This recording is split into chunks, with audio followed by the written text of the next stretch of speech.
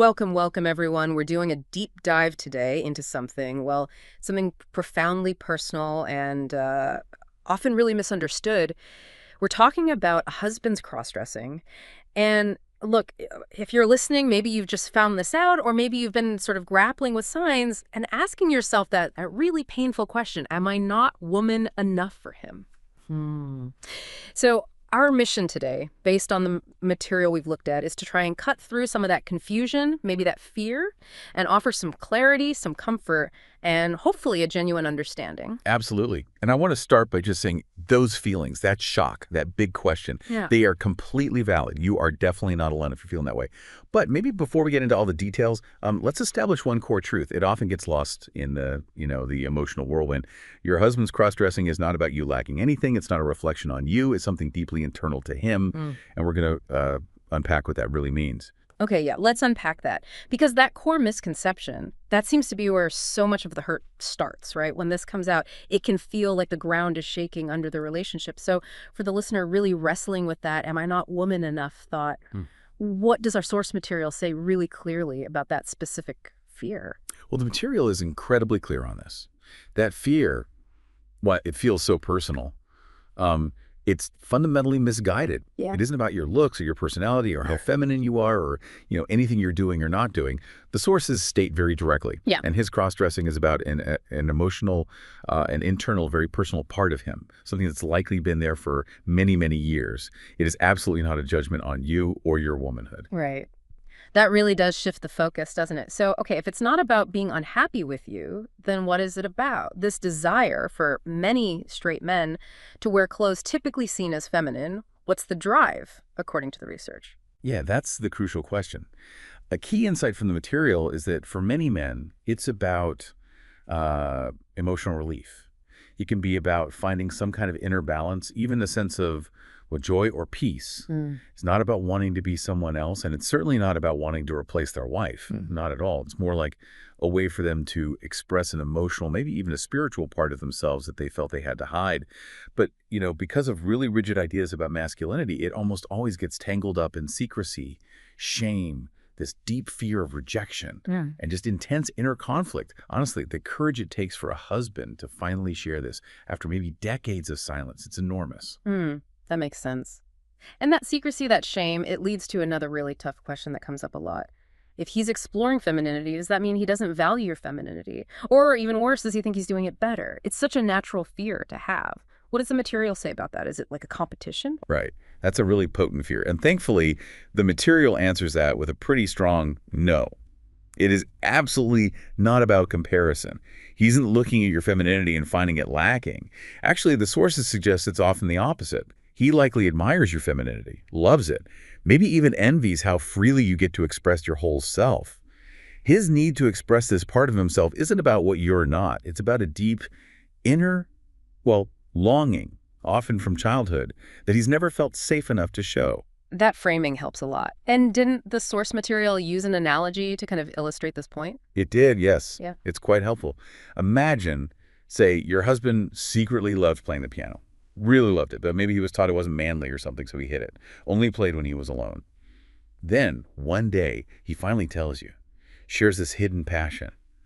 Would you immediately think he was criticizing your taste in music?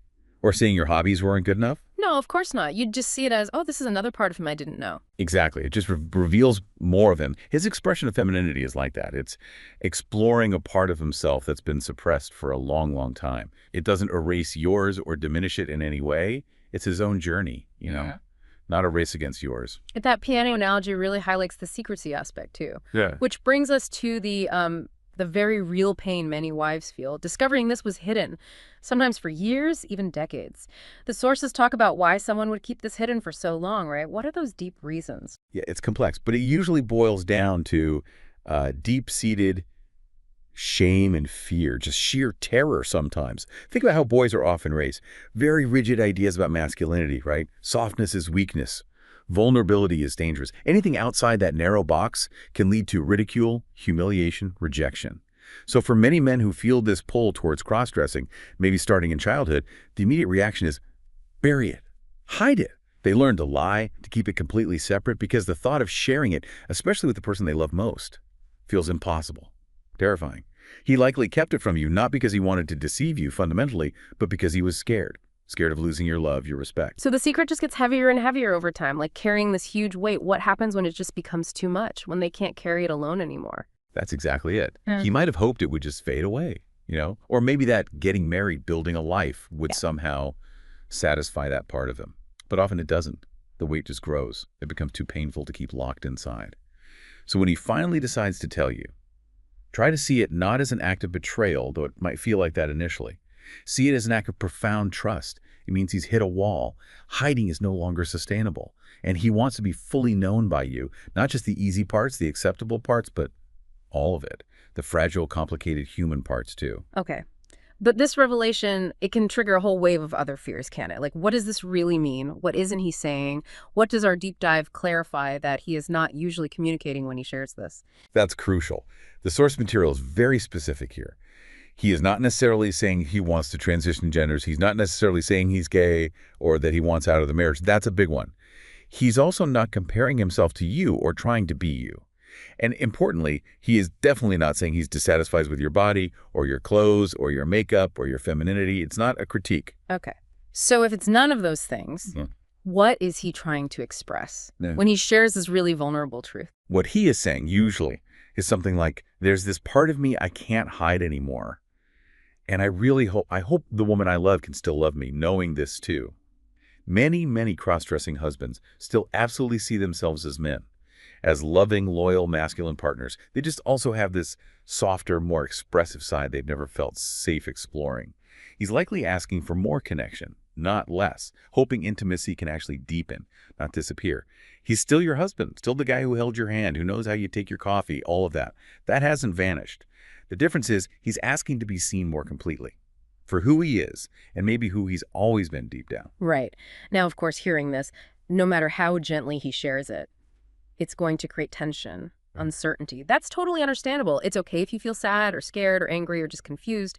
Those feelings are valid. You need time. It's an adjustment.